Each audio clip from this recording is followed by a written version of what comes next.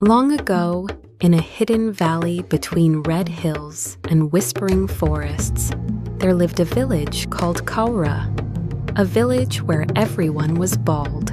No hair, no braids, no crowns, no strands. And the people believed it was a blessing from the spirits. They believed hair carried pride, rebellion, and disobedience. But one day, a child was born who would change everything. Before this story begins, if you love powerful African folktales, deep wisdom, and stories that carry meaning beyond entertainment, subscribe to this channel, support African storytelling, and become part of this growing community. Because stories like this deserve to live forever. Now, let me tell you the story of the only girl with hair in a bald village.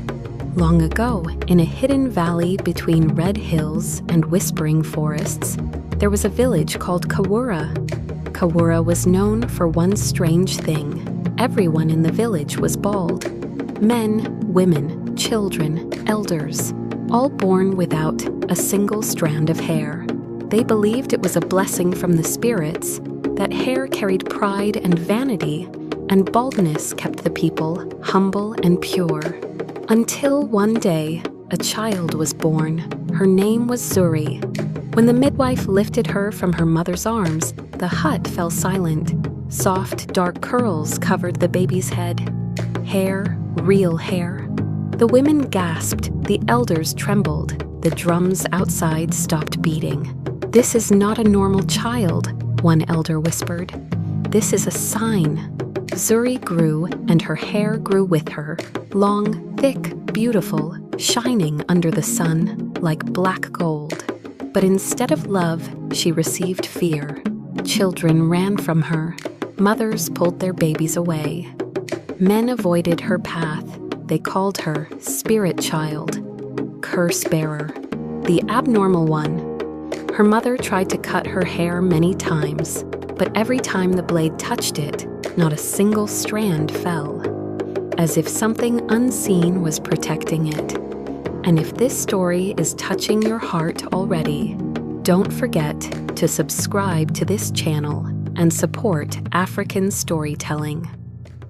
Every subscription helps these stories travel further than this village, further than this forest, and further than this voice. Now listen carefully, because this is where the story changes. One night, the elders gathered under the sacred Iroko tree. "The spirits are angry," one said.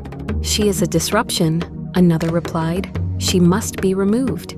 They decided Zuri would be taken to the Forest of Whispers, a place no one entered and returned from. Not to kill her, but to let the spirits judge her.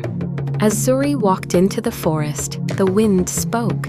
The leaves whispered, the trees listened, and a voice entered her spirit.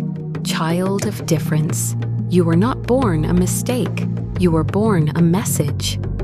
The forest revealed the truth.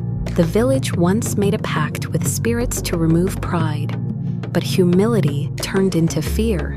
Fear turned into control, and control turned into oppression. Her hair was not a curse, it was a reminder.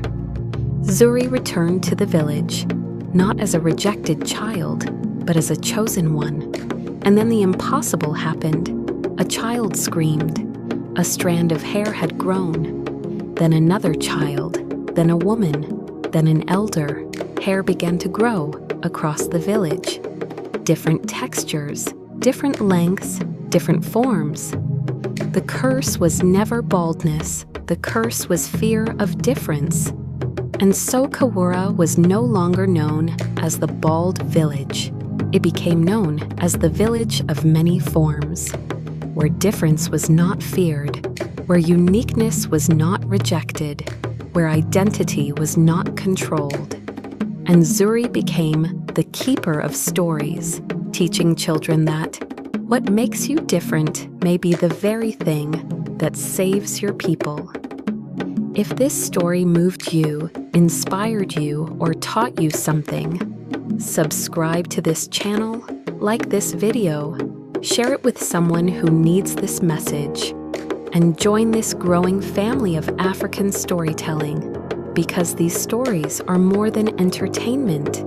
They are memory, culture, identity, and legacy. Welcome to a channel where stories live forever.